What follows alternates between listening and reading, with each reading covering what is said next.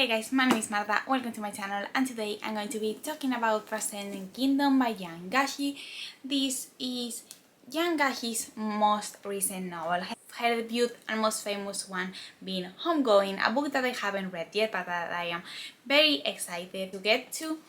In this one, however, we follow our main character Gifty,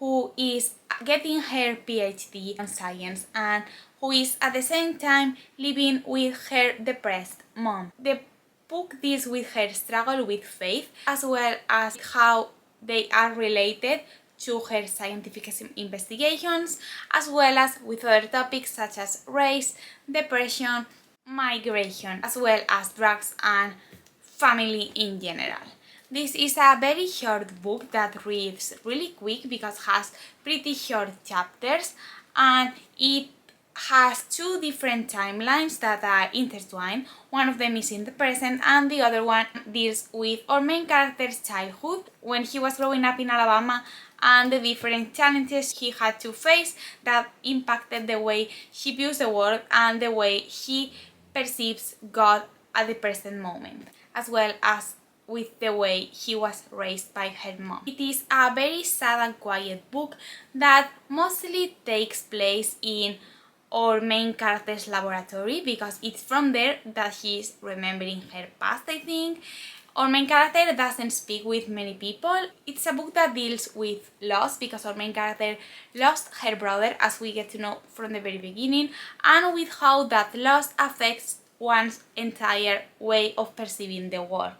We also know from almost the beginning how it was from the moment her brother died onwards that our main character started to lose her faith in God because he thought that if something as unfair as that could happen, there must not be any God out there protecting everyone.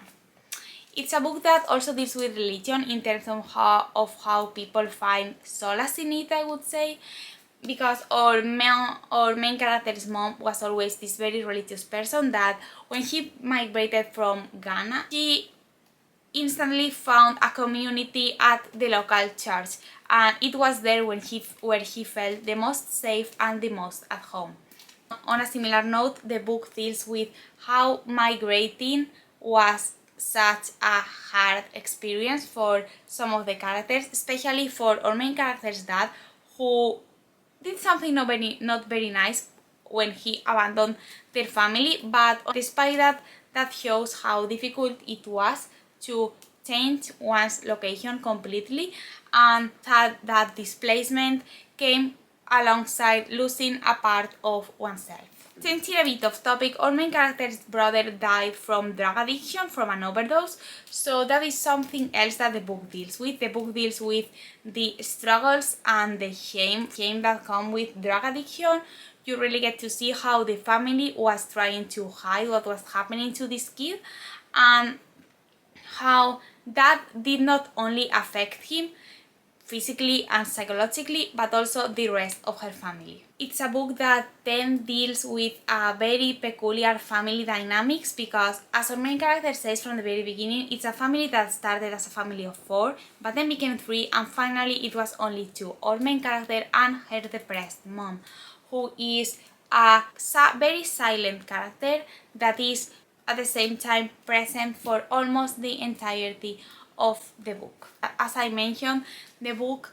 talks a lot about how our main character struggled with faith, not only because of how he felt that he had been betrayed by God when her brother died, but also with how that faith he had clashed with what he wanted to do with her future, which was to become the best scientist. You really get to see how he was at the very beginning laughed at because of believing in a God despite being a scientist, and you really get to see how she struggles to lose one part of her identity in order to become the person she wants to become. And that is, I think, the main point of the novel, the main theme it deals with, and it's something that, despite the fact that it did not resonate with me because I am not religious, I really felt and I could understand the way he felt when he was struggling with that. Two last things I want to talk about in terms of this book's themes are the way it deals with displacement. As I said, our main character moved to the United States, to Alabama, when he was a child, and even though he does not remember her past in Ghana, you can really see how that is something that he feels like he is missing, and how that is a past that he wants to learn more from, and how when he finally got to Ghana, when her mother first got depressed, the way he perceived that environment was completely different to what he was expecting. He was told by her aunt to see the world in a way that was completely different than what he was viewing.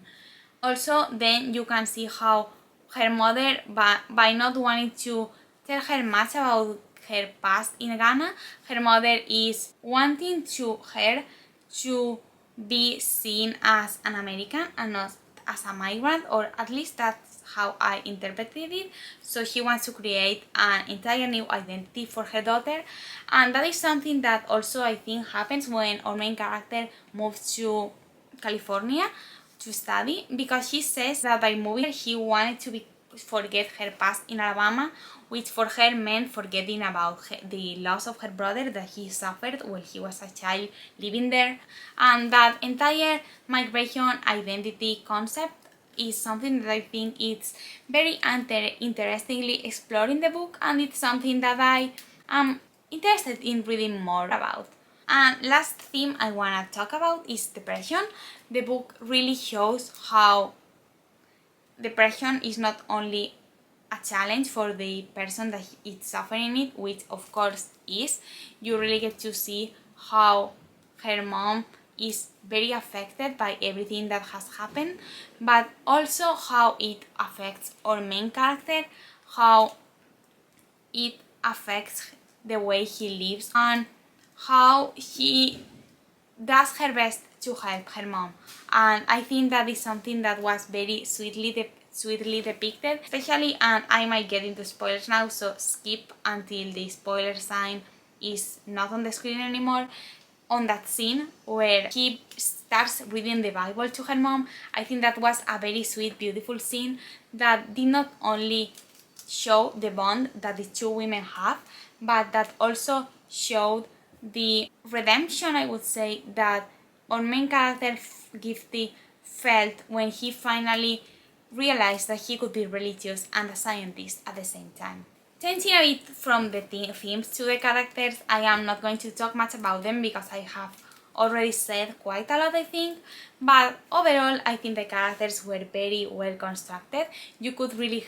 hear Gifty's voice, and you could really understand the way he felt and her struggles, and at the same time the other characters that were once part of her life I think are pretty well depicted. For it being such a short book, I think you could really grasp the essence of them, and for someone such as her mom and her brother, you could also really understand their behavior. Overall, I do really recommend this book. I gave it 4.5 stars and I can easily see it becoming one of my top reads of the year.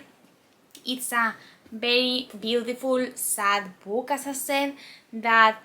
even if you can't relate to it, because I can't, it's a book that you can really empathize with, and that is very beautifully and sweetly written. And I think that its short chapters did not make the book be less well constructed or anything like that, but it made the book read like these little slices of our main character's life, and how all these images and scenes that he remembered constructed the person he is now.